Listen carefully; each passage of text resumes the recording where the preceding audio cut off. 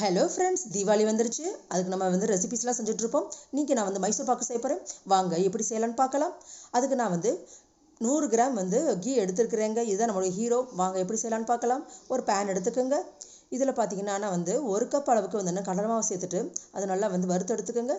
ரொம்ப ஸ்லோவாக பண்ணிக்கிட்டு அதுக்கப்புறம் வறுத்தீங்கன்னா தான் கருகாமல் இருக்கும். ரொம்ப கருகுனுச்சுன்னா மைசூர் பாக்கு ரொம்ப டேஸ்ட்டாக இருக்காது. பாருங்கள், ஸ்லோ பண்ணிக்கிட்டு இந்த மாதிரி கிளறிட்டு வாங்க. ரொம்ப ஹார்டாக கிளறாதீங்க.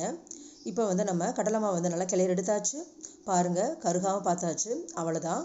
இப்போ நம்ம இதை ஆற விட்டுட்டு அதில் நம்ம 100 கிராம் கீ எடுத்து வச்சுருக்கோம் இல்லையா, அதை இதில் கலந்து விட்டுக்கலாம்.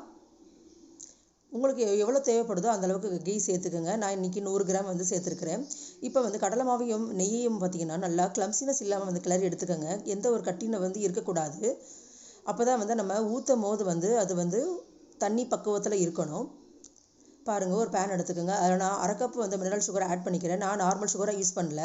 இதில் 1/4 கப்பு தண்ணி சேர்த்துக்கோங்க. இப்போ நல்லா கிளறி கொடுத்துக்கோங்க. ரொம்பவும் தண்ணி சேர்க்காதீங்க. தண்ணி சேர்த்திங்கன்னா உங்களுக்கு மைசூர் பாக்கு கெட்டியாக வராது.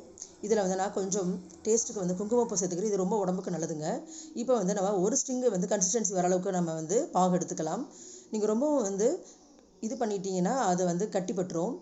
இப்போ நம்ம கிளறி வச்சுருக்கிற கடலை மாவு கீ அதை இதோட சேர்த்துக்கலாம். இது இப்படி சேர்க்கும் போது பார்த்தீங்கன்னா கொஞ்சம் ஸ்லோ பண்ணிவிட்டு சேருங்க. இப்போ நல்லா கிண்டிக்கிட்டே வாங்க.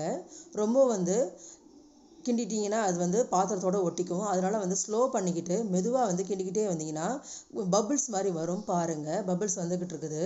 கொஞ்சம் தண்ணியாக இருக்கும் போதே, இலகுவாக இருக்கும் போதே இப்போ ஊற்றி நம்ம இப்போ பீஸ் போட்டுக்கலாம்.